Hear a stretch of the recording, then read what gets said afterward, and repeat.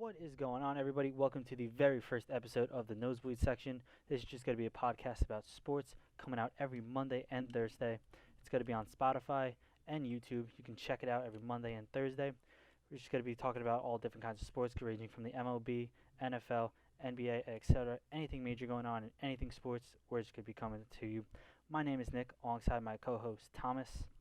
And the first thing we just want to get off the bat is probably the most recent event in sports, and it's major. The MLB is finally coming back. They came out with a deal between the Players Association and the MLB, and they're finally coming back, set with, I believe it's July 1st for the beginning of preseason.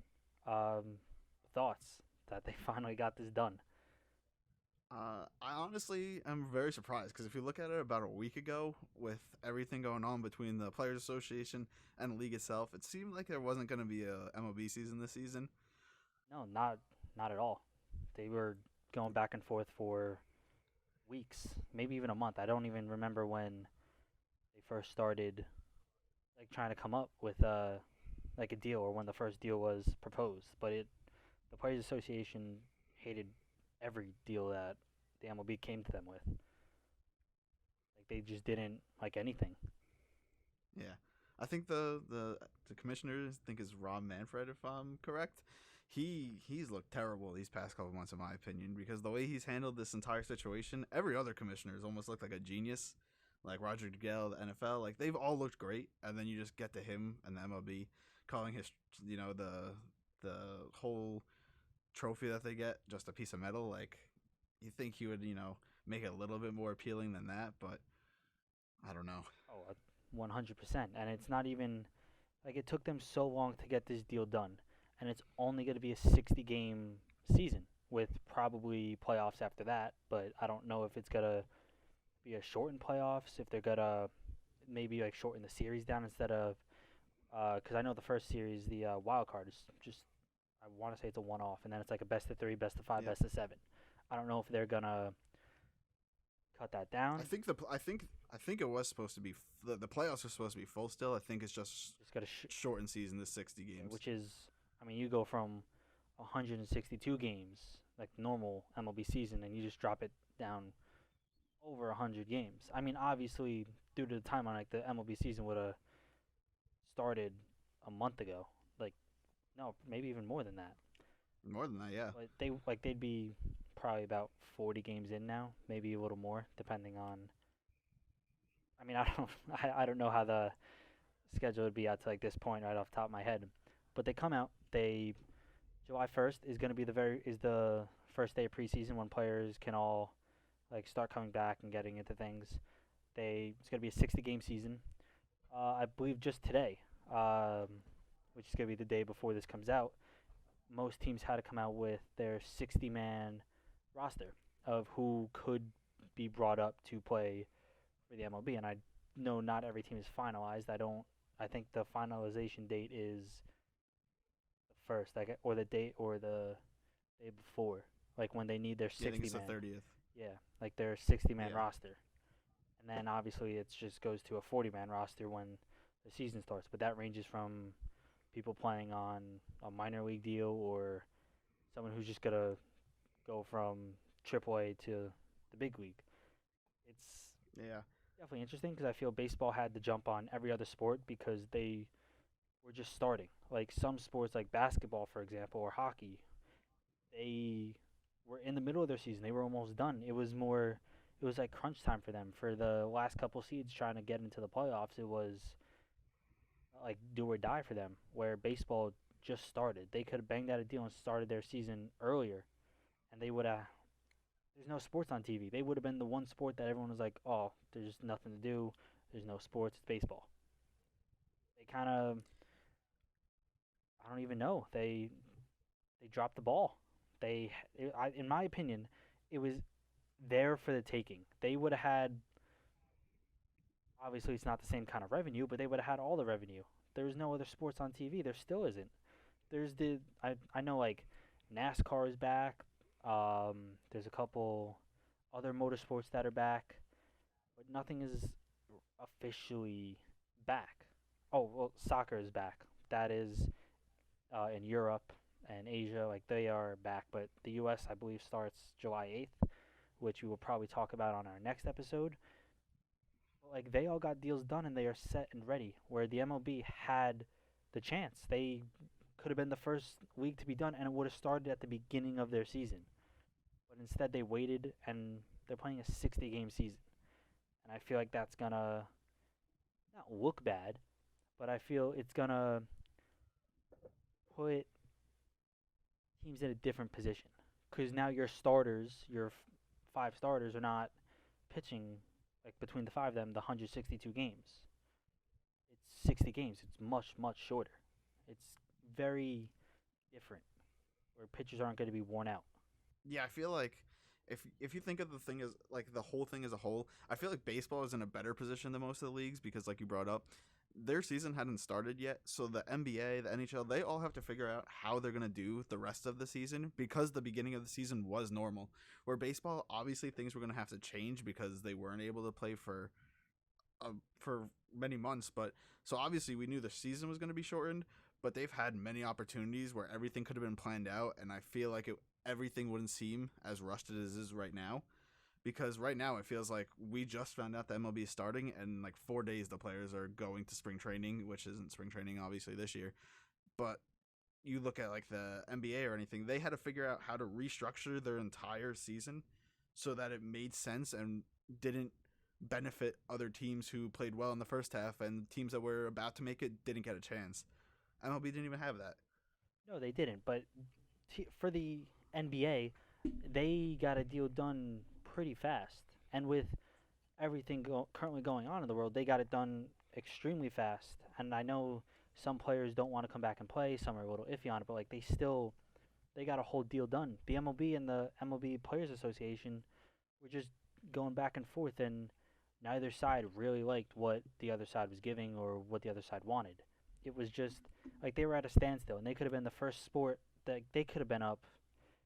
I mean, maybe a month ago, like they could have been up, but they've just been rejecting each deal that was thrown the other's way. They just didn't want to do it. Where It seemed like no one wanted to play baseball. exactly, Either it was side. all about. I mean, obviously for them, it's all about the money. Like they're getting paid millions to do what they do, and rightfully so, they deserve it. But they would have had they could have been playing a much longer season than just the 60 games.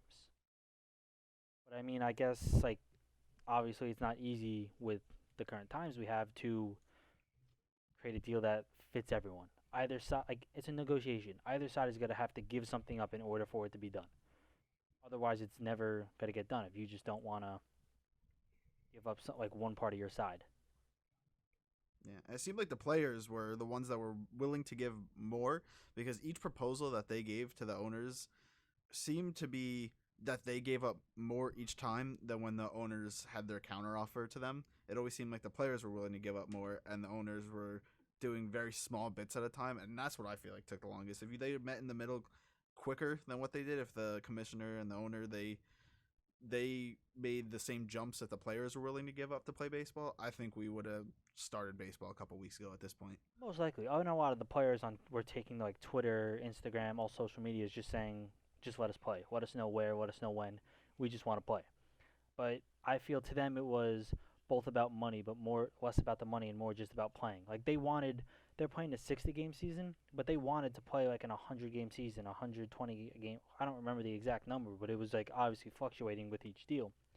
But they wanted to play a longer season. Obviously now they're just playing the 60-game season, but that also goes into them needing time for when playoffs end, like just an off season, because then when would their next season start? Which is a lot of like what the NBA and a lot of what the NHL and all sports that are on pause at the moment, even the MLS, like those are things that those leagues had to think about.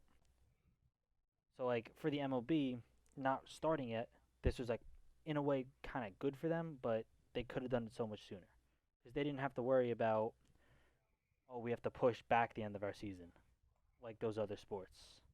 They were more so we can just shorten our season now for the same return next year. I feel like this is even though we didn't get as much baseball as we're used to, I'm a person that I watch baseball, but I don't watch all 160 however many games they play. 62. I I watch the playoffs and like the games where like it's a big like two big teams playing against one another, and I feel like now because there is such a limited amount of games, and like you brought up before, the pitchers are gonna be well rested going into the season, even going into the playoffs at that point compared to what they're used to at least. That it's gonna be like a great game from like game one to the end of the World Series this year. Yeah, I feel like it's definitely going to be like there's not going to be games where teams are going to and managers are just going to throw their bullpen. There's no you're playing 100 less games. You're not wasting your arms on pitchers the way you normally would. Like for aces or like even any of the starting five that can at least go 5 to 6 innings into a game. They're doing that for much less. So I think it's going to be more of a defensive kind of like the bullpen's not going to have to do go through any full games or starts. There's not going to be any of those not throwaway games. I forget the exact term of it. Like it's going to be a lot more for the starters. The starters are going to have to they're just going to pitch almost the whole 60. But I Yeah, guess it works which out is for them. exciting. Yeah, it's gonna be good.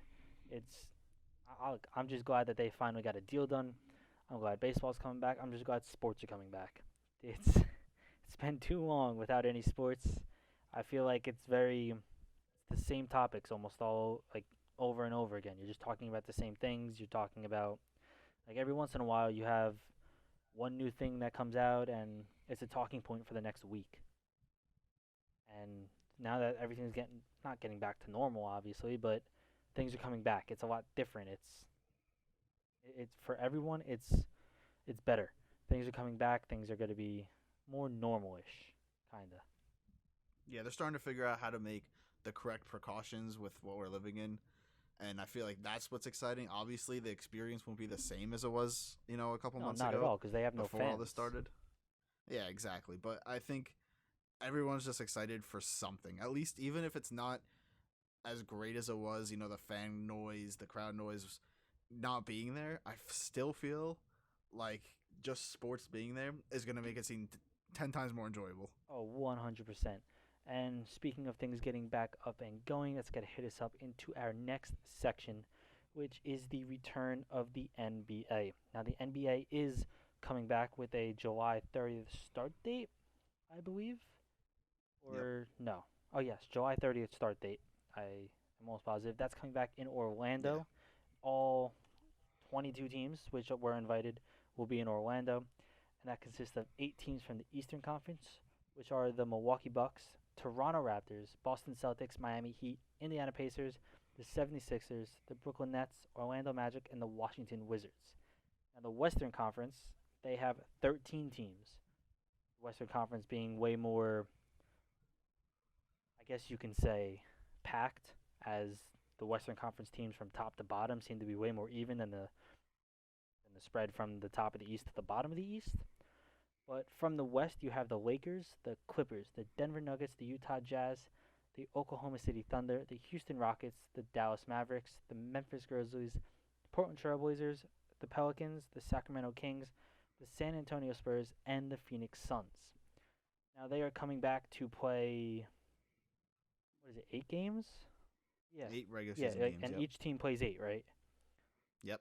Every team. Yeah, so each team plays 8, and then it's just going to be just normal playoffs because I think it's gonna come.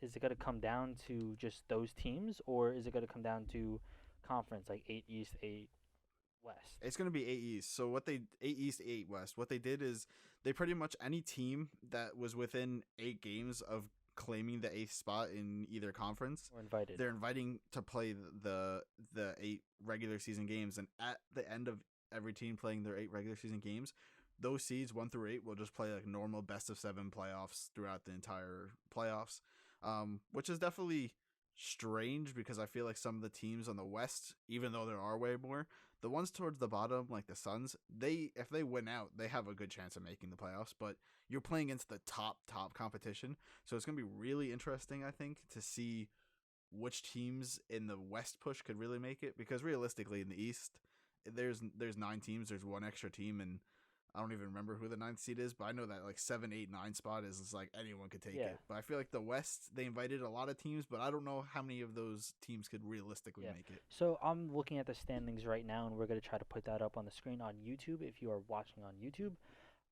But from the East, the 7, 8, and 9 seeds are the only teams to not have clinched the playoff spot yet, and that's the Brooklyn Nets, the Magic, and the Wizards.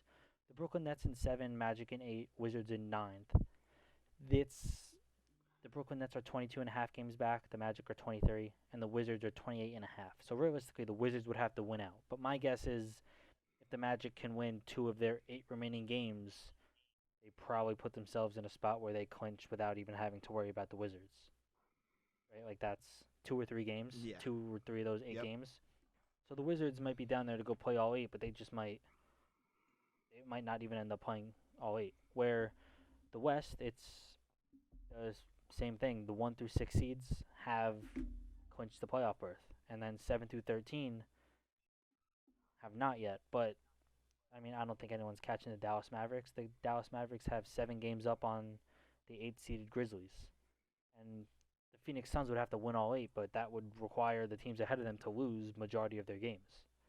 Like I understand the whole you're less than 8 games from like the next seed that could possibly win, but I mean, it would take a lot for the Phoenix Suns to get that spot. Like the Phoenix Suns are 6 games behind the Memphis Grizzlies, who are currently occupy the last seeded spot. So even if they win all 8, if the Grizzlies win 2, I don't think it matters. Yeah, it would be close. I don't know the exact game stats. I don't have the stats in front of me, but it's going to be really hard for those teams that are under the 8th spot right now to make the playoffs, especially with the limited playing pool. Like there's 22 teams going. It's not like all 30 teams are there, and like the teams are playing each other, so it's not like you have an advantage because you have like more games left on the schedule. Like it comes down to at the end. There's none of that. It's like whoever has the best record at the end of those games makes it, and that's what makes it so challenging. Yeah, and for the East, the difference is what is that, 5.5 games, I believe, from 8 to 9, where from the 8 seed in the West, 9, 10, and 11 are all 3.5 games back. Now, any 3, and then the 12th seed is 4 games back. Like that's obviously a lot different than the Suns, who are 6, because the Spurs, who are currently 12th, are 4 games back. It's a lot easier for them to win 6 games, and the Grizzlies lose to when they have to play like the Lakers or the Clippers or the Nuggets or something.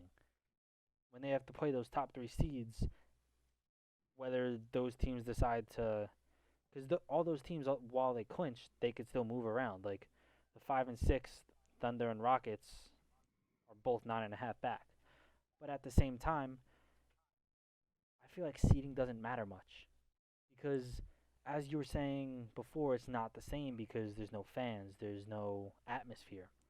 I feel like basketball is probably going to suffer more than most other sports. Like basketball is very you need an atmosphere. There's runs and streaks that teams go on.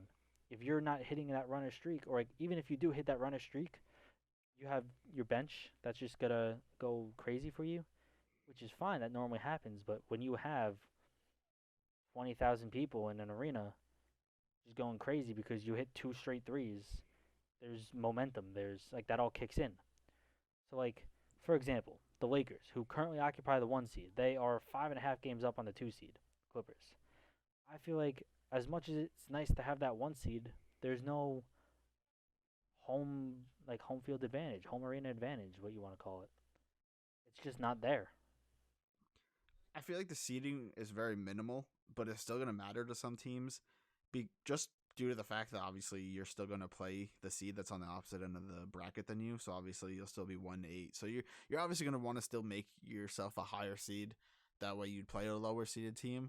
But the teams that are like 4-5, and even 3-6, those teams, it's like it doesn't really matter if you finish 4 or 5 because no matter what, you're playing the 4th and 5th seed, and it's not like you get a home court advantage over them. You're playing in the same arena with 0 fans and no advantage in your favor. Well, that's exactly what I'm saying. Like, whoever gets that 8 seed, right? Whether it's the Grizzlies if they keep their spot, or the Blazers, Pelicans, Kings, Spurs, or even the Suns, and they play the Lakers, you don't have the Staples Center going crazy because LeBron James just dunked on your center's head.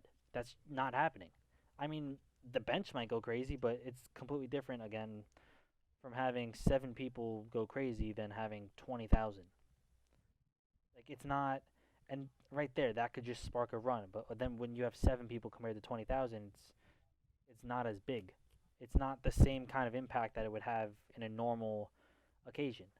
Now, obviously, if you can make the playoffs, this is probably like for a team like the Suns, and I just pick on the Suns because Suns have been bad for a number of years now. They haven't been great. They've finished at the bottom or near the bottom of the West almost the past 4 or 5 years.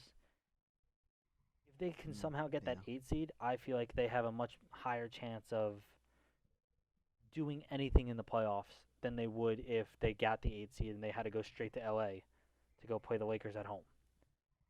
Like if they had to go play the Lakers at home, right? At the Staples Center, there's no coronavirus. You're going there, you're playing the Lakers games 1 and 2 at the Staples Center. I feel like they lose the first 4 games. Yeah, it would probably be go that way. Right? Like and I mean that's like if the Suns get in, but like just say the Suns get in now, right? They're playing in a non-packed arena in Orlando and you have your coaching staff and your bench. Not saying that they are going to beat the Lakers because I mean, if you're going to go up against AD and LeBron, and I don't think the Suns have enough firepower to just go past them. I don't think most teams do, to be honest with you. But I think they have a much higher chance of taking a couple games or maybe like squeaking in a game 7 against the Lakers in Orlando than they would normally. And I think that goes for any team. Like even the Mavericks, who currently have the 7 seed playing the Clippers. I think the Mavericks are a very good ball club, but I don't think if you're going again to the Staples Center to go play the Clippers, I don't think they would do as good as they would do if they play them in Orlando. Yeah, I would have to agree. If we use the same analogy you're using with, let's just say, the Lakers and the Suns, like a perfect example is like if, let's say, it's coming down to the end of the series, the Lakers are losing by 2, and LeBron hits a 3 and they take a lead. That the arena goes crazy. The Lakers have such momentum off of one shot just because of their arena, where they won't have that now. And even let's say, even if it was normal, we're in the Staples Center, and Devin Booker goes and makes a 2, and they take a 1 point lead. That 3 that LeBron hit is still so impactful to the crowd because the arena is just going to It's a be vibe. It's an energy. full of screaming. Yeah, so like even though you're losing, like the entire direction of the game could have been changed from one shot. Where now, like your bench is gonna, they'll probably be screaming. There will be music playing. It'll be a little, exciting, but it won't be anything compared. I feel like they're like both teams will Exactly. have that, so the advantage is gone. Exactly. Like the biggest example I have, right? The Golden State Warriors a couple years ago. Obviously not this year. This year was abysmal for them. But a couple years Yeah, ago, when you have a healthy Steph Curry, a healthy Clay, Draymond's firing on all cylinders, and even when they had KD before his injury and everything,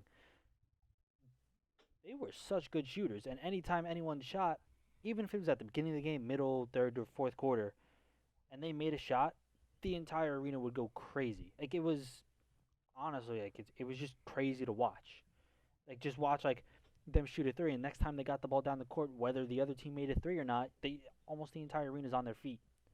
When you have that kind of backing, you just feel I don't even know how to explain it. From someone who like plays sports, like you've played sports, I played sports, like when you have people on your side and you just like it's a crowd, it's a whole atmosphere that you can vibe off of, everything just seems so much easier. And when you don't have that, like it's great and all to go make 2 straight 3s, but you don't have that momentum. It feels like you have some momentum because it's like all sports, whether there's people there or people not, you'll have some momentum.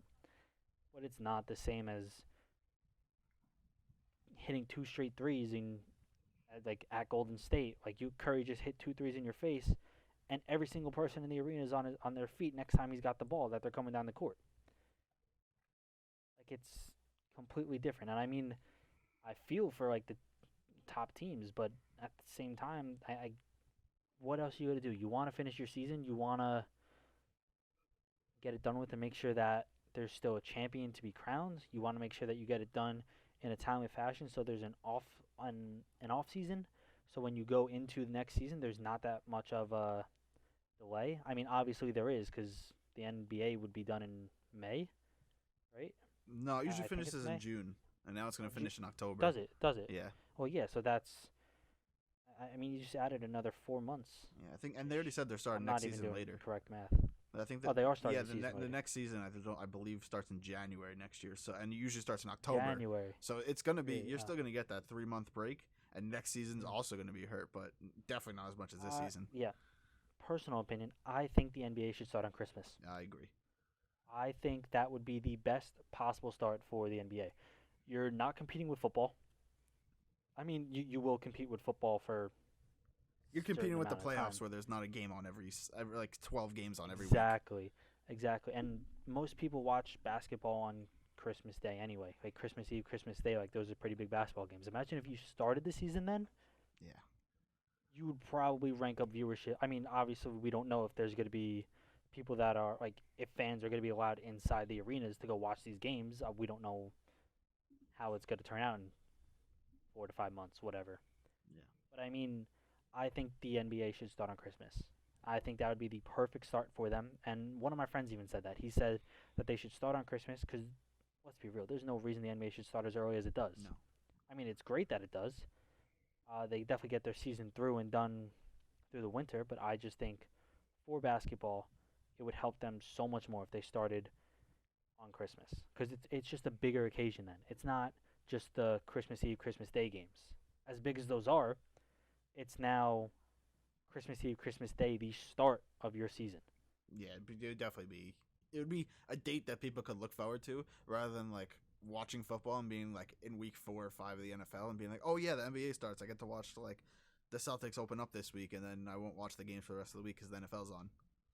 Yeah, exactly. Or like, for example, the NFL, which I think historically has done remarkably well with the Thanksgiving Day games. Like, Yeah. that's in the middle of their season, but I mean, like, you think of Thanksgiving, you're like turkey and football. Yep. It's just like I don't know. To me, it's just a thing.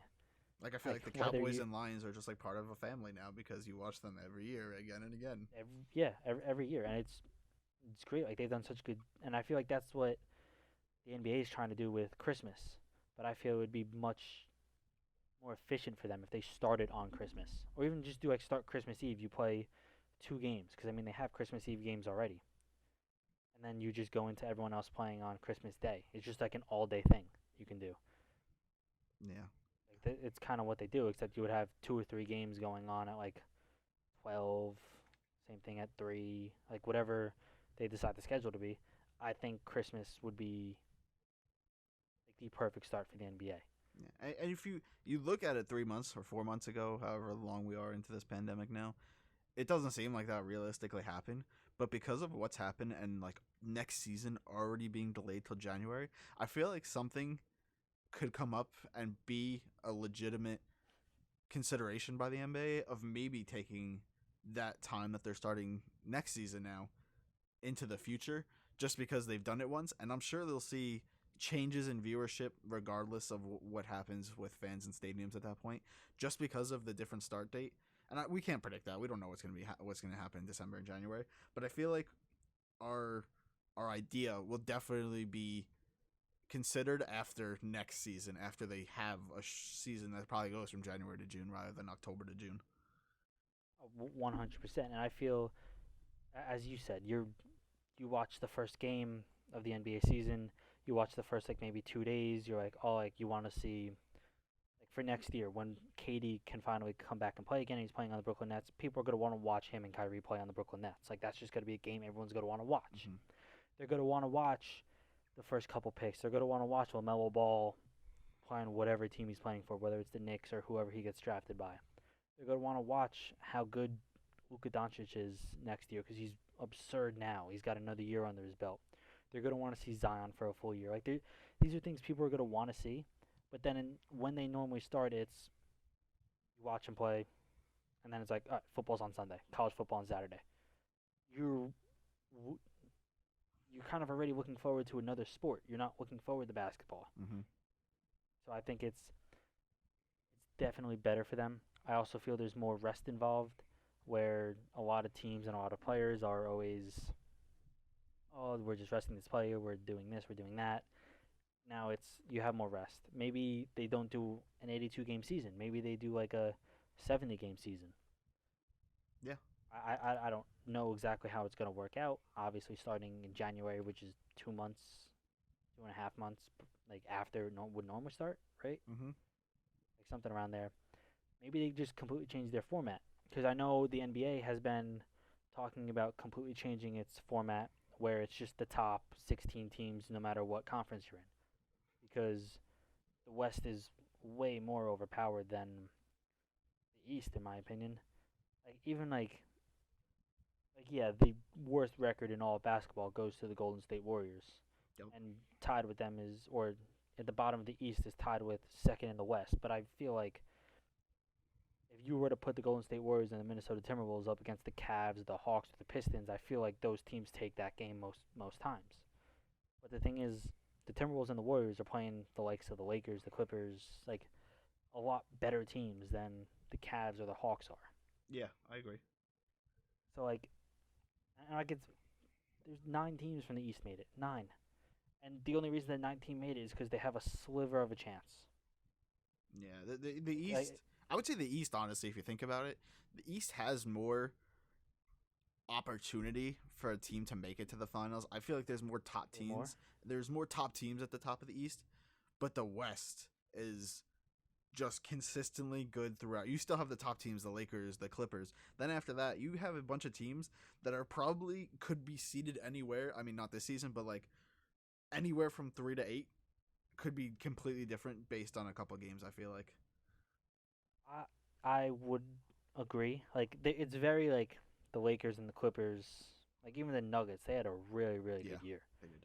But like I'd say between those 3 teams, like it's like them, and then it's everyone else. But at the same time, like I feel like the Jazz could do something against. Like I feel like the Jazz could take out the Nuggets. I feel like the Thunder could take out the Nuggets. Mm-hmm. Even the Rockets. You have James Harden and Russell Westbrook. Like those, if they're on, I feel like they could do damage against like the Lakers and the Clippers. Like they could take a game or two off, and maybe they even take like a series. Like in, especially down in Orlando with no crowd. I feel like that just has a huge factor. Yeah, well, I feel like Where this year it's different because obviously there's no crowds, so I feel like anyone could really take a series. But in a normal season, I feel at least favored. I feel like it's either the Lakers or the Clippers going to the finals. Where you look at the East, yeah, it's like, is it the Bucks? Is it the Celtics? Is it the Raptors? Is it the 76ers? Like, there's so many teams that we just don't know who would win. because I feel like a lot of those teams are streaky. Like Yeah, I feel like the Celtics are a very good team on their on day, and so are the 76ers. Like I feel like on their on day, but I mean I guess you can say that about anyone. They're one of the hardest teams to beat. But at the same time, like it is so difficult to beat Giannis and the Bucks. But at the same like it's so hard to beat them. But like teams like the Sixers and the Celtics are so streaky, they might play really well against the Bucks one game and then they might get blown out the next 3. yeah, And there's no you don't know exactly what you're going to get. I feel from the Bucks, you kind of know what you're going to get. They're going to play hard defense. They're going to be very good no matter how you decide to play them, and they're going to score the ball. The Raptors, I feel, are very similar. I feel like the Raptors are very disciplined. The Miami Heat, I feel, are very disciplined. Getting Jimmy Butler down there now for a full season. Tyler Hero, I feel, is going to be on the up. yeah, The Pacers get Oladipo back next year. I do feel the East is very good. I do feel that the bottom of the East is very bad. yes. There's no in between. There's also like the Wizards who are the 9 seed right now, right? Mm-hmm. John Wall play at all this year? No, he hasn't played at all this season. He's out for the entire Yeah. year. So they got the 9 seed with Bradley Beal, and Bradley Beal balled out. Yeah, he did. But I mean, like with John Wall, you have to say they're a top 8 team. Yeah, they need to work on some chemistry issues, obviously, when they're on the Oh, court together. 100%. But I mean, like, But those two I players feel like, themselves should be a top team. yeah, 100%. But then like the Hornets, the Bulls, the Knicks, Pistons, Hawks, Cavs. I don't think there's like for the Hawks. They'll get I there. think they're a very young team. Yeah. I think they in a couple years they could be very good. Um, Trey Young is a phenomenal player. Don't get me wrong, but I don't. I think if they were to go against the bottom like teams of the West, like they are the 14 seed. If they play the Timberwolves, I kind of favor the Timberwolves. Yeah. I just don't think anyone's going to guard Cat. Like And they don't D'Lo have now. anyone that's going to do. We didn't get to Yeah, see. they We also didn't get got to see much duo. of them together. Yeah, 100%. Like I feel like I would favor the Timberwolves. Same thing if you go one up the Pistons. The Pistons I don't feel could do much against the Suns. I mean, don't get me wrong, Andre Drummond, Blake Well, Griffin, but Andre like Drummond's on the Cavs now. you are 100% right. I'm dumb. Forgot about that trade.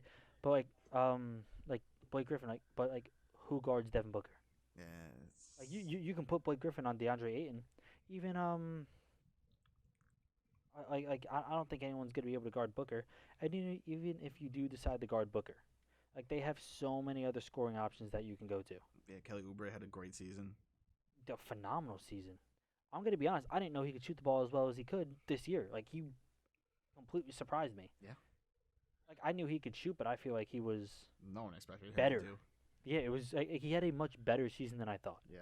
I know going to a new team, you have to like learn the ins and outs. You have to like it's a whole new system you're going into. You're buying into it. You got to play the way the system plays, and especially Kelly Oubre going into a system which, let's be real, is designed around Devin Booker. I don't think anyone can deny that. He went in and he was phenomenal in my opinion. Especially with DeAndre Ayton being out, I feel like he stepped into a role where no one really knew what he was going to do. He was there, like they were like, all right, we need you to kind of like step up, and I feel like he stepped up. I feel he was great, Yeah. a great fit for the Suns. And I mean, next year when you get a full season of Oubre, Booker, and Ayton, and whoever they pick this year, if they get a top pick, because they are the 13th seed in the West. Like, Yeah. I mean, actually, it's got to be most teams from the East. Mm-hmm. But I mean, like the NBA's lottery. Like, there's still a chance they can get like the 2 seed or the 2 pick. Yeah. Not saying it's gonna happen. They obviously have a much lower chance. But like, look what happened last year when the Pelicans got the first pick. They were not supposed to get the first Yeah, pick. they're supposed to be like 7 or 8 or something. Yeah, and they ended up getting it. And I'm not saying the Phoenix Suns are gonna drop that low, but I'm saying like, You never know. right, if you're the Phoenix Suns, right? Like this isn't even on our board to talk about, but if you're the Phoenix Suns, right? Mm-hmm. You get to this lottery. I don't think the lottery's out yet. I'm almost positive it's not. I know the NHL came out with it, but I don't think the NBA did. Do you take LaMelo Ball as a point guard option You got to. with Booker and Oubre? Really, just Booker? You have to. Like I feel like as much as people want to hate on him and hate on the Ball family because of everything that's happened between LiAngelo, LeVar, I feel like LaMelo, or not LaMelo, I feel like Lonzo has kind of like distanced himself from them a bit. Mm-hmm. But I mean, regardless of anything, I feel like LaMelo has insane potential. And on top of just having insane potential, I feel like he's a baller. Like he literally, I don't even know if he finished high school. If I'm going to be honest, He did not. but he went from his junior year of high school, which he was obviously a stud. Went to Australia. Went to where was the first place they went? They went to the Big Baller Brand League that they made. Oh yeah. He went there, and then he went to I don't remember the name of the country. I just remember the logo. It was white and Was it blue. Lithuania? Jersey. It might have been Lithuania. I feel like it was. Yeah. Yeah, I think it was Lithuania. And he went from there, and then he plays in the first division in Australia. And I mean, his team wasn't like great, but like he was a stud. Like he was like. I'm not gonna compare him to Luka Doncic because obviously we don't know how he's gonna be. We didn't really know how Luka was gonna be, but Luka's a stud. He's kind of obviously Luka's league was way better, Yeah. but he's going into a league that it's grown men that he's going up against. These are people that this is like their livelihood. Yeah, and he dominated. Yeah, him and who's the other one? Hampton, R.J. Hampton, R.J. I Hampton, think his name yeah. is. Like he did the same thing. He was in the same league or like a very similar league. Like I feel like they are the most prepared to go make the easy step into the NBA. And I feel if those two are there, whether you're even if R.J. Hampton is a small forward, I believe, right? I believe so. Small forward, shooting guard. I don't think he's definitely not a power forward. No. But like, I feel like if he's there, your pick, like as a shooting guard, I feel like you draft him anyway. Like if you're the Suns, whether you have Booker or not, like you can make Booker play the one. I feel like the Suns haven't had a good point guard since Steve Nash. Yeah. They've had a bunch of guys to come and fill that role, but I feel Devin Booker ends up taking the ball up the court almost the entire time. And props to Devin Booker. Like I am a big Devin Booker supporter, as you know, but I feel he has stepped into not only a leadership role, but he's been able to score the ball and dish the ball at the same time, and he gets like more rebounds. Like if you look at his stats, right? I'm gonna try to look at his stats as fast as I can, but like you look at his stats, he went last year. I feel like he was just mainly a scorer, right? Like he was just just an out and out scorer. Like he averaged 26.6 points per game last year, and he averaged. Where's the assist? Oh wow, he actually averaged more assists last year. So I guess my argument's completely wrong. But like, this is where I'm gonna make my argument, because he averaged 24.9 points in 17-18 season. 24.9. I mean, that's still a lot of points for a third-year player at that point. And he averaged 4.7 assists and 4.5 rebounds. I mean, for a shooting guard, you would say those are pretty good numbers. Like, I feel most of your assists and rebounds are coming from your big men or like your point guard, like the assist wise. But like from his 17-18 season to his two previous years, he's averaging more points in last year 26.6 and this year 26.1. But then his assist literally jumped by two. Like he's averaging 6 assists, over 6 assists these last 2 years. And he's averaging a little less on rebounds, but it's like by point 0.3 and point 0.4. Like he has stepped into such a bigger role on that team. Like I feel like he can easily play the one without having to give up much of the way his game is. Yeah. And I mean, whether you take LaMelo Ball, who's obviously shown he's a good passer, or you take like RJ Hampton, if they get that pick, I feel that is very. I feel like you have to. I feel like you don't go for what you need; you go for the best player. Yeah, but other people are arguing. I think either 1 and 2. I think, in my opinion, it could go each swap depending on the team. Is either Lamelo Ball or James Wiseman, who dropped out of college from Yes, Memphis. that is true. Yep, that is true. He is. I think he's going to be a good player, Yeah, he's but a beast. I say LaMelo Ball and I say RJ Hampton because I feel they are the most NBA ready due to them playing professionally recently. They're playing overseas. Like James Wiseman didn't play anywhere, right? No, Like he just dropped out. he dropped. He And played he a just couple. trained. He played like 2 games at Memphis, I think, and then dropped out. Well, yeah, I know he played at Memphis, but like Yeah. other like since then he's just He's been just training. training. Yeah, that's just it. Which I mean, yeah, he might be like training ready, but I feel there's I think this goes with anything, not just sports, but nothing is like real experience. No, nothing. You're not like you can train all you want, you can get as big as you want. Nothing is going to be the same as experience.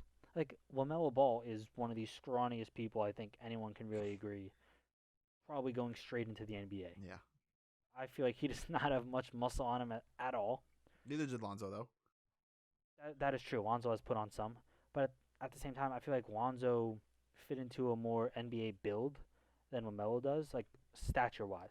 It's because Lamelo's I taller. think, yeah, but he's so scrawny. Like Yeah, if you look very. at a picture of him, like he doesn't have much muscle. Like he works out a lot. Don't get me wrong. I'm not saying he's like weak.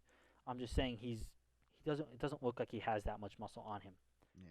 Where I still think he's coming into the NBA probably the most NBA ready because of the experience he has. He's used to going head to head with literally grown men, people that are as tall as him, taller than him. Obviously, he's done that before, but like these people who literally this is their livelihood that he's going up against. It's much different than going up against a bunch of college players who, for the most part, most of them are not going to go any further than Division One. Like even some of the bigger names in college basketball, the past years, a lot of them haven't made a big impact on like in the NBA. Like Yeah. Much different. Grayson Allen. I mean, I think Grayson Allen's a good player. Yeah. He hasn't made much of an impact in the NBA, and he was probably one of, if not the biggest name in college basketball for a couple years. Yeah. I feel like you can definitely argue that, but I feel he was one of the biggest names. Same thing with when Villanova won the title. Ryan Diacono. I don't know how you say his last name. I apologize. He was a phenomenal player. He hasn't made much of an impact at the NBA level. No. But he was one of the better players, I would say, at the Division One level. I feel like that's not very arguable. I feel like that's kind of just there. Like he won a national championship. He's definitely one of the better players, Yeah. but he hasn't made that jump. Maybe he will because I'm pretty sure he's playing at a G League team or something. I just feel like that's not. I don't know. I Yeah. just think they weren't NBA ready. which I think RJ Hampton and LaMelo Ball will be the most NBA ready, so they can jump in and just take off. And before it's even like said anywhere, obviously it has, but Zion is a different animal. I feel like he doesn't really count. Very true. And dude, Like he got hurt in he's college, so he didn't really make that big of an impact towards the he end of his didn't. college career. No, he didn't. But like as soon as he got to the NBA, he was Yeah, a stud. monster. Like he was like I mean, obviously people are like, "Oh, like he's going to be a good player." Like everyone knew he was going to be good, whether you wanted to believe it or not. Like everyone knew he was going to be a good player, but I don't think coming off an injury, like he didn't play a majority of the year, he comes in and he's averaging 23.6 points. He's Yeah, averaging 6.8 rebounds. yeah, his stats are mad. Most rookies are not doing that. No, he played like 13 games and was being considered for rookie of 19. the He year. played 19 19 games. games, and he was being considered a rookie of the year to Ja, who had a phenomenal season. But Oh, but exactly. Zion's 19 games he played, he just looked like He's he looked insane. like he was the best player on the court already. Yeah, and like he was just like he was bullying people. It just wasn't fair. I mean, Ja also had a really good is having a really good season, averaging 17.5 points and putting in almost basically 7 assists. Like that's just phenomenal. But I Yeah, mean, as good as everyone thought Zion was going to be, I feel like he still blew past some expectations for a rookie. yeah. And they're going to be going at it to try to find the last playoff spot. Their Pelicans are 3.5 games back of the Grizzlies. So I don't know how that's gonna go. Well, But I mean, as things like that develop, again, the NBA is coming back July 30th in Orlando. Don't know exactly how everything's gonna be broadcasted or when the schedule's gonna come out, but I imagine that's gonna come out mid-July, probably, right? yeah, probably. Yeah, so something like that. Uh, Well, actually, yeah, but I don't mean to cut you off here, but I think when it's time to talking about people transitioning to new things, I think we had another topic planned, but breaking news has happened within the last 20 minutes. I don't know if you've seen it yet. 20. No, I have not. I actually haven't looked The at anything. NFL has some big news with one team in particular, as the Really, Patriots have signed Cam Newton. really, the Yes, Patriots signed Cam the Newton. Patriots have signed Cam Newton. Wow. So, no I'm details on gonna the be honest. contract yet, but definitely surprising. There's probably no details. I mean, I know Cam Newton said that he was ready to or would be willing to step into a backup role. I don't know how Jarrett Stidham's gonna do if he does end up being the starter for Belichick. Yeah, I did think Cam Newton was gonna go to. I feel like he's a good fit for Belichick. I feel like he's a good fit for the Patriots, getting rid of probably the best quarterback in of all time. yeah, I feel like whether you hate the Patriots, whether you like the Patriots, I feel like you have to give that to Tom Brady. No quarterback has really done what he's done. I mean, you can go stat wise, but I feel stat wise doesn't do him justice. I am a big Drew Brees supporter. I think Drew Brees is a phenomenal quarterback, and Drew Brees holds most records in the NFL. Tom Brady is by far a better quarterback than Drew Brees. yeah. I I mean, stats and records are sick and all, but dude, Tom Brady's got 6 Super Bowls. 6 Super Bowls. Yep. I mean, let's be real. The only quarterback that's done it better is probably Eli Manning. That's because he beat him He twice. beat him twice. Yeah, he beat the greatest of all time twice. He's 2-0 against them in Super Bowls. Yep. But I mean, it's like I say what you want, but I feel like it's very hard to argue against the fact that Tom Brady is the best quarterback of all time. And again, I'm saying that as a big Drew Brees supporter. I feel you can't argue against it. I'm a Jets supporter. Obviously, not the best team to root for, but playing against Tom Brady twice a year for the last what has it been like? We're 20 years now. I feel like you can't argue he's the greatest of all time. But just when as Jets fans, our team's getting a little bit better, we think we have a chance. Tom Brady's finally retiring. Belichick, it doesn't seem like he has a quarterback going into next season. It seems like it's going to be the Jets, the Bills, the Dolphins, anybody but the Patriots, pretty much fighting for the division. The Patriots go and sign a former NFL MVP who is still young, so Yeah, they have he's that like going for them. 31, 32. Yeah, Tom Brady played there until he was 39, so we don't know how long Cam Newton will stay there for. We don't even Oh know my how long he'll God. be there. 39. Tom Brady's 41, I think. He's 41. You're right. I don't. I'm thinking of Drew Brees I or was gonna, I was something. gonna, yeah, he's over 40, which is just insane. That like you look at the Patriots, right? Like even last year, as you said, big Jets supporter. Whether you're the Jets, the Bills, or the Dolphins, every time you play the Patriots, there is one person you are worried about, and that's Tom Brady. And Yeah. you are wondering what he's going to do with the ball because no matter what you do, he's going to find a way to beat you. And I mean, I think he's shown that even at the age of 41 years old. No, they didn't win a Super Bowl, but they 41 years old and he's still throwing like yeah, they're not deep passes, but like he's still controlling the football field better than most people have ever really Yeah. controlled the football field. I mean, his Like his biggest thing against him though has been the cheating scandals, which also another one just came out, which I don't know if you remember last year. The Patriots were accused of filming the Bengals yes, the other sidelines. side, yeah. Well, Adam Schefter Why? reported Why the Bengals of all teams? Like, exactly. come on, like the Bengals. I mean, they got what they wanted. They got the first pick. They got Joe Burrow. But why the Bengals? Yeah, well, What were the Bengals gonna do that no other exactly. team was like that you needed to film them? Yeah, their only win up to that point, I think, was the Jets. So didn't really expect much. So, Yeah, that is true. but That is true. the, Well, you got to see what they were doing to beat the Jets. That's yeah, yeah, that's what they were recording. exactly. But the NFL has handed penalties to the Patriots for that incident. Finally, I didn't. Did they really? I thought that was going to be kind of just swept under the bus because I didn't think there was any proof. But the I guess they penalties found something. the penalties are much severer than I thought. They're not terrible. There are no suspensions or anything, but they will be fined Okay. $1.1 million, which is I mean, one I thing. guess for the Patriots, it's not that much. Yeah. Then they are going to lose next year's third round pick. Oh, does that go to anyone? Or I think usually it just cuts out that pick from the draft, so who's ever behind them will just move up a spot sooner, and right. like every pick will be sooner. Yeah, And then also the Patriots TV crews, the ones that were caught filming, will not be allowed to shoot fired. any games during the 2020 season. Wow, So wow. yeah, that's surprising because obviously you have the game tape. Every game's filmed. They won't be forced to not use the tape that the NFL films.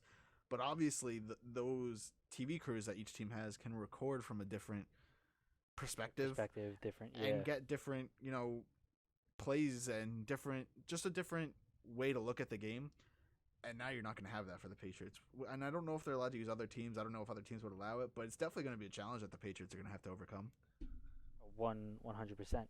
And speaking of the Patriots signing Cam Newton, does Cam Newton look good in those new Patriot threads? No, You don't think so? You no, don't think he fits it? no, no. I've seen the jersey swaps for months, and I see another one right now. I'm looking at it. He doesn't look right. I mean, I feel like no quarterback looks right besides Tom Brady in those uniforms, though. Yeah, I feel like Tom Brady kind of fits the Buccaneers uniform a little better than I thought he would have, and Yes. I don't like that. But all right, so out of these 7 new uniforms that have come out this year, that's gonna be the Browns, the Chargers, the Colts, the Rams, Patriots, Falcons, and the Tampa Bay Buccaneers. In order, we'll go from 7 to 1. Who has the worst and who has the best new uniform of 2020? All right, you go first. Oh, up to you. To you. Yeah, What do you got? Who or we'll go each one. So who do you have as the worst uniform for 2020? in my opinion, the worst uniform, doesn't matter if it's home, away, I don't even know if they have an alternate because the uniforms are so ugly, is the Los Angeles Rams. They are You think awful. you think they're that bad? They're so bad. Their old uniforms weren't great, even if they used the navy and the gold. But the blue and the yellow, great colors to use. I don't know how you mess up those uniforms. The gradient, the bone color, like how do you mess that up? I don't think it looks that bad if I'm going to be honest with you. I don't think they look great. I think I saw someone put a Best Buy logo on the Rams because they have their like it says Los Angeles Rams on the top left of their uniform, and I saw someone stick a Best Buy logo there, which is kind of funny. If we can find that, we'll put that up on the screen for you so you can see that as well. I don't think their uniforms are that bad. For number 7, I'm gonna go with the Colts, but I'm only saying the Colts at number 7 because I feel they didn't change much. They got a new secondary logo, which I think is really cool. They put the state logo inside the C, which I think is an extremely cool twist, kind of like the Indiana shape. They put it inside the C, and I think that looks pretty cool. They really didn't change much. It's very similar, minor changes to the helmet. The numbers are a little different, just a different font, really. So I'm putting them at 7 only because I feel they didn't really change anything. It wasn't much of a, hey, we're coming out with a new uniform. It was more of, hey, look what we kind of changed. That's why I'm going to stick them out at number 7. Who do you have going in at number 6? I have a team that I feel like 6 and 7 were really hard for me, and I have the Falcons, and I absolutely hate the Falcons uniforms as well. Falcons. I'm going to agree with you there. I think the Falcons uniforms could have been better. I like the ATL on the front of their jersey. I think that really embodies like when you think of Atlanta, I feel like it's more of ATL than it is. Obviously, it's Atlanta, but like it's very like ATL is a very cultural kind of thing to Atlanta. I think it fits them. I think it's way too big. Yeah. The ATL, way too big. I also think the font is disgusting. The white uniform, I think, is the best looking one they have. I think that's a really nice look. But again, the font on the numbers and the names and everything just is atrocious to me. I think it's just poor. Poor not all around. I think the white and the black uniforms are nice. The red going into the black is kind of nice, but again, it's just That's my least the favorite ATL one. is it's way too big. The ATL is way too big, and the font for the numbers is just bad, bad all around. I, I don't know. I just can't. I just don't like it. I hate the gradient. Not at all. I feel like that should not be on an NFL uniform. It's in the Rams and the Falcons, so they're my last two. Probably because of the gradient. I think the red to black looks terrible. I like the gradient, but I also think the NFL is heading more into a not different, but a more like uniforms are going to start to look a lot different. And I kind of hope that they eventually do get rid of the one helmet rule because I think it would be really cool, like for the Rams, like if they came out with a different color helmet to go with one of their current uniforms. The Chargers, which obviously we will talk about eventually, I feel like they could have some really sick helmets. The Patriots, like the one helmet rule makes sense. I think they should and will get rid of it, and I feel like some jerseys will look even better with a different helmet. Like that's just Yeah, a I agree. personal opinion. Like for the Falcons, right? If their helmet's already black, like if you're wearing an all white uniform with an all white helmet, that's I mean, obviously I don't know what it looks like. There's probably someone out there who's done it. I think that'd be pretty sick. Yeah. But that was 6. Who do you have coming in at number 5? Number 5 is a team you've already said, but I haven't put on my list. I put the Colts. Same reasons. Didn't really change much. It's like eh. See, for 5, I have the Patriots. Didn't really change much. The font I believe has changed. They added the stripes. The on the white they have the red, blue, red, and on the blue they have the red, white, red. Not much of a big change. It's just kind of looks. It looks very similar to what it was. I just think it's a very clean look. It's Patriots. It's the Patriots. You can't change that around much. But I feel like they just kind of they changed it a little, but I think it's changed enough to fit them. It's not like they did anything bizarre like the Falcons. Yeah. I think it's a bit better. It's, that's why I got at number 5. Who do you have coming in at number 4? Number 4, I have the Patriots here again for the same reasons, but I feel like their marketing team kind of messed up because they really pushed for their new uniforms more than like the Colts, who like it kind of just came out one day. They're like, "Oh, here's some new changes to our uniforms." Where the Patriots kind of had some teasers, like the other teams were getting brand new uniforms, and then it comes out and their home uniform changes to their color rush jersey because that's what it was. The only uniform that actually changed was the away jersey, and it just added the stripes that the color rush introduced. Yeah. So I feel like that it was just a disappointment, and I feel like a lot of people were hyping up the '90s uniforms that the Patriots had and going back to something like that, a little bit of a lighter blue, like just brighter colors, and then the Patriots literally added a shoulder stripe. So I feel like people were disappointed, but overall it wasn't a terrible change, so it's still number 4 for me. Yeah, it's very Patriots. It's very like it's just them. For number 4, I have the Los Angeles Rams, who you put at number 7. I kind of like these uniforms. I'm not gonna lie. I think the all blue, is nice. The numbers I'm a little skeptical on, but it's not terrible. The blue top with the yellow shorts, not terrible. Gray, the off white, whatever you want to call it. I call it bone. I don't know. Terrible name. I don't know how. Yeah, I don't know how I feel about it. I don't think it's terrible. I think there are some uniforms that are definitely worse, like the Jacksonville Jaguars, a little questionable. I don't think it's terrible. I think, look, I feel like the Rams completely redesigned everything, and I feel if you're going to redesign everything, you got to come out with something that's got to be better or different than what you originally had. I think they did a very good job in going with this new colorway. Um, I feel in years to come, they could have some pretty sick uniforms. Like right now, they've only really broadcasted, I would say, two.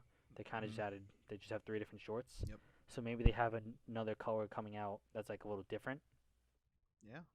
or like they might like reveal in like a year or two, like time, like whatever. Um, yeah, I have them down as number four. I don't think they're terrible. I think they could have done more with the logo. I think they could have done more with the jerseys. Not terrible. Just the only issue I have is the Best Buy logo I saw. I'm gonna be honest, that was something. Yeah. All right, coming in at number three, who do you got? I have the Browns here, who Browns. obviously went Ooh. back, pretty much didn't get new uniforms. They just fixed what went wrong last time and went back to their old uniforms.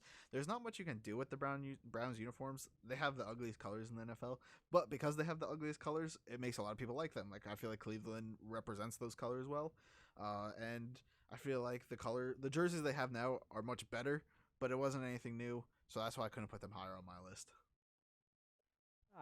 I get that. I actually do kind of like the Browns uniforms, which is why I have the Bucks at number three. I like their all white. I don't think it's bad. Their red that goes into it's not a doesn't look like a black. It's kind of more of a charcoal. Yeah, I'm not the biggest fan of it. I'm not gonna lie. I yeah, just am not the biggest fan. And then again, it's not like an all black. It's like a gray, a charcoal kind of color. I don't hate it at all. I like it. I just two and three were kind of a toss up. I do like the Browns a bit better. It sucks seeing Brady and Gronk in a Tampa Bay Buccaneers uniform like that. If we can find those pictures, they like just posted like a couple days ago yeah. or a couple weeks ago. Brady and Gronk in the uniforms.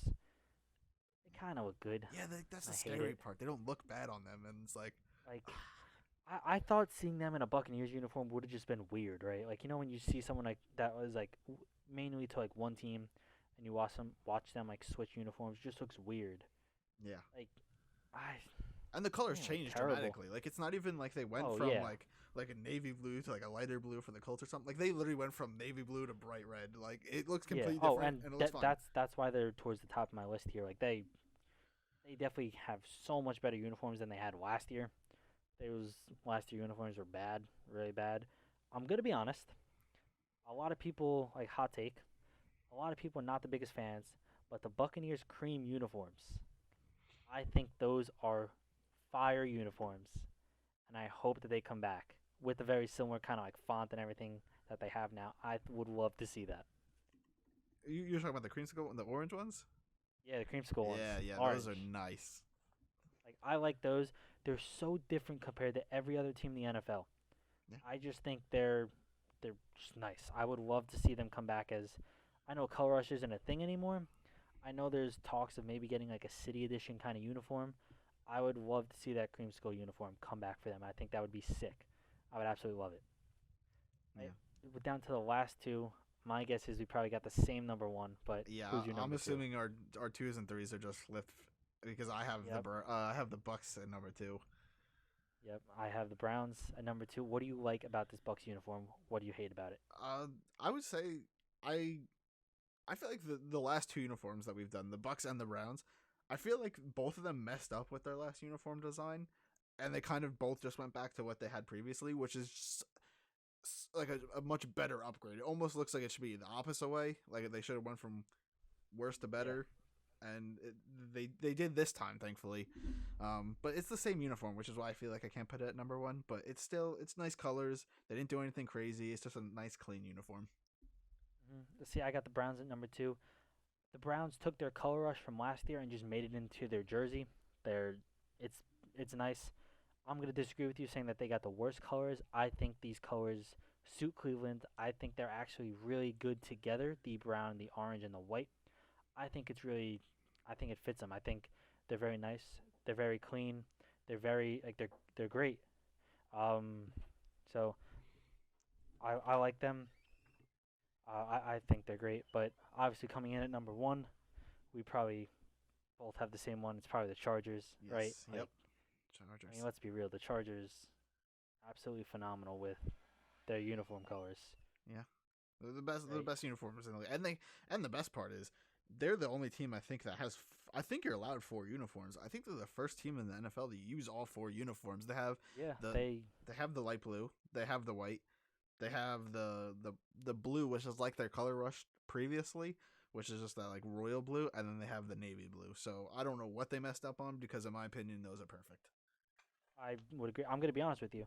I thought they had the best uniforms last year, and then they come out with new uniforms, and I feel like they just topped it. Yep. Like these uniforms are beautiful in my opinion. I love the all like royal blue. I think that's nice. My favorite one is probably the all white or the dark blue, the navy blue. I think it's just phenomenal. I love that they went back to the numbers on the side of the helmet. I think that's such a nice fit for them. Yeah. My only problem is, can they fill their new stadium with these new jerseys? Well, I feel like if I'm in Los Angeles and I haven't picked my new team, I'm definitely going with the Chargers over the Rams, especially after they both did their 100 uniforms. after they came out, yeah, I agree. And these Chargers jerseys are just beautiful. I can't. I'm a big Justin Herbert guy too. Love Justin Herbert. And I think he's going to be great in the NFL. I can't wait to see him in one of these uniforms. Yeah, they're gonna look good. Like I think he's just going to look really good. I think that just really sets up for our 1 through 7 of the new uniforms. And that is going to be it for the very first episode of the Nosebleed Section. Thank you very much for tuning in.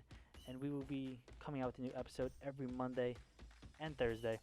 Don't know the exact time. It's probably going to be 12, in between 12 and 3. But once we get a set time, you will know that exact time. We'll be coming out with little clips throughout the week of everything that we speak about. Thank you very much for tuning in, and have a great day.